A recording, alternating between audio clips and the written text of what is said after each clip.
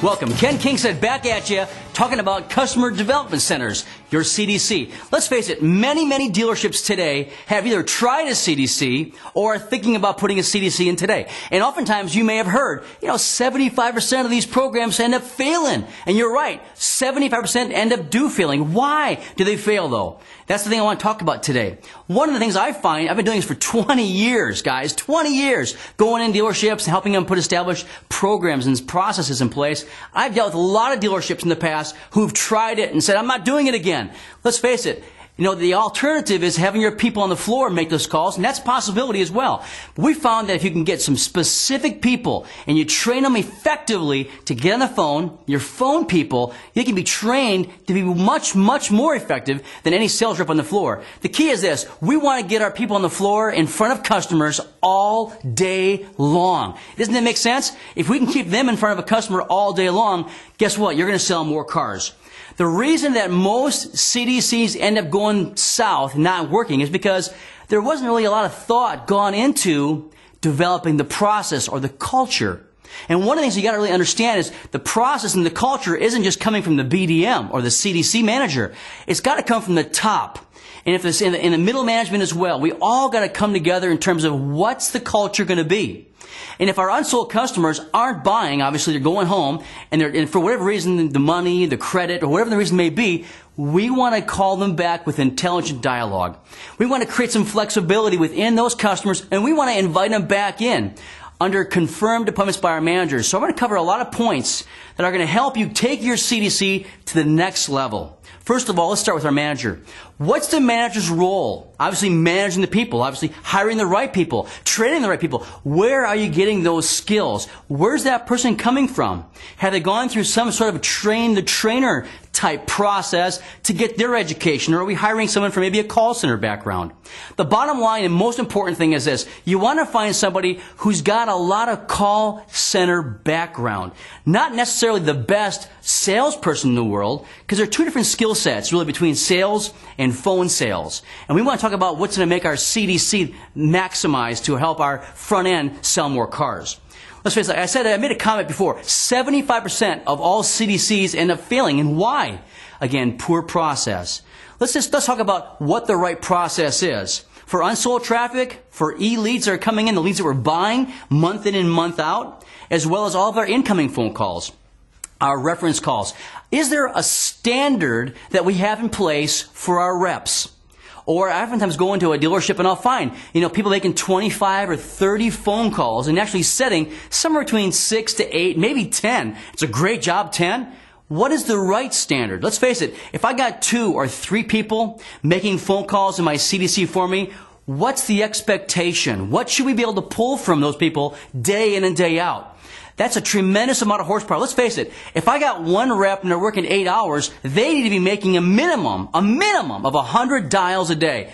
Period. End of story. It can be done. I've seen it done over and over and over. I've heard a lot of excuses on why it can't be done, but I've seen it done over and over and over. And again, that expectation has to be there.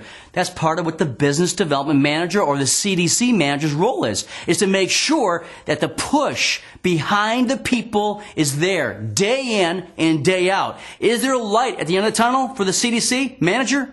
I don't think so. It's a daily routine to get these people to come to work to maximize their time. I've always said this: come to work to work. Hear that? Come to work to do just that. Work. Make those 100 dials a day. If you do that, what can you expect? Well, let's face it. If we got our multiple numbers, 2, maybe 3 numbers per person that we're calling, we should be able to get at least 30% of those set to an appointment, or actually contacted, in other words. So if I'm making 100 dials a day, I should speak to a minimum of, say, 30 to 40 people. And if I'm doing that, I should be able to set a minimum of 10 to 15 appointments. Again, that's where you got to start. And if that's the job you're doing right now, in my book, that's being a C student. Is there room for improvement? Absolutely there's room for improvement. There's B and there's still an A student out there. But let's do a crawl, walk, run approach to our process. So the manager's role is to make sure that our people are coming to work day in and day out and making those dials. Now, making the dials intelligently is the next thing we want to talk about. Making calls unto themselves is great. It's better than not making the calls. But we want to make the calls intelligently. And I would tell you this, find a company that's got a proven track record to help you. What I mean is this, I'm going to tell you, I've got 20 years doing this, and I haven't had a BDC or CDC fail for me, quite frankly, in the past 10 years. Now, the first 10 years, yeah, I had some issues there, resolving and finding. But find a company, whether it be us or someone else, find a company that has got a proven track record to take you the distance. Not just get you out of the gate, but take you the distance. Okay? So you've got call guides and call principles that are tried and true. I don't like scripts. I like call guides. There's a difference there. Getting people to understand key concepts versus paragraphs and make it sound eloquent yet natural is pretty tough to do. So I believe that training for the BD manager is very, very important. We train consistently day in and day out. Start the day every day by doing 20 to 30 minutes of sharpening the saw. That's very, very important. You know, if we come to work every day, we're making these guys go through some training, we're sharpening the saw, we put them on the phone, and we measure. If you can't measure, you can't grow. Does that make sense? So again, we expect 100 dials a day, 30 at least conversations, and 15, we'll say, appointments day in and day out. If we can do that, we're on our way. But the key is this, once that's done, what happens next? As I said before, it's very, very important that our managers are doing all that they can to maximize what's been done by our reps. In other words, our reps are making all these phone calls, 100 dials minimum. They're actually talking to, say, 30 people, and they're setting their 15 appointments minimum expectation every single day. Now, before that phone call ends, very important, this is very, very important, listen to this.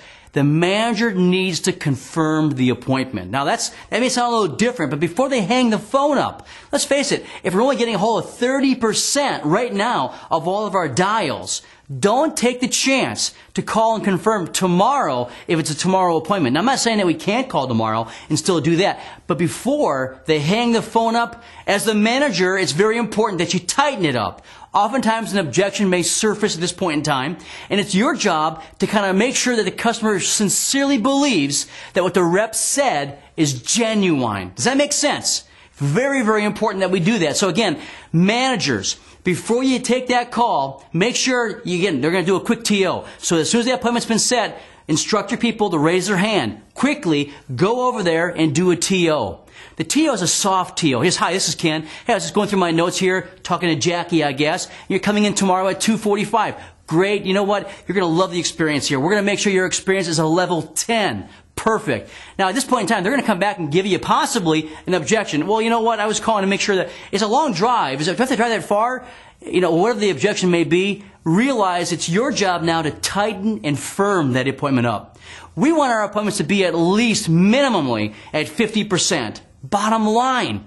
We understand that's very possible. So we got to do it. Again, I've been doing this for 20 years, and I haven't had a bad CDC or BDC in the past 10 years. Not one failure. So again, the system and the process is very, very important. And now finally, how does that dealership receive that appointment? And what's the expectation for the managers at the dealership? How do we hand that baton off? Oftentimes we find that the baton gets dropped between the CDC and the BDC. We're going to cover that next time. So the most important thing in here is simply this. The amount of horsepower in the CDC is phenomenal. Your reps do a ton of heavy lifting. Their job is to come to work every day, and sharpen the saw for you, the manager. Then they're going to go to work. When they go to work, what they're going to do is they're going to get on the phone and make their dials. A minimum of 100 dials per day, per rep. Hopefully, talking to at least 30 customers and setting a minimum of 15 appointments. By the way, what happens if they don't do it? What do you think should happen? Either it's a knowing problem or they're lazy. It's one of the two. Our goal here is to help them understand exactly what their roles are, how to make the calls, how to use the call principles so they can be comfortable making these dials. And then, when the appointment's been scheduled, raise their hand, give it to you, the manager, make the confirmation call, and then pass it on to the dealership. Very, very simple. But the key is this. If we can get this CDC running seamlessly, like I'm talking about here, your results are going to go up dramatically. I'm talking about 20% on the low side, as high as, say, 30% over the next 9 months. But again, I'm giving you a quick Reader's Digest, if you will, version of what needs to be happening. If you need other questions, you got questions or things in your mind, give us a call. We'd love to help any way we can. The most important thing is get down to it, make it happen, and sell some cars. Till next time, take care.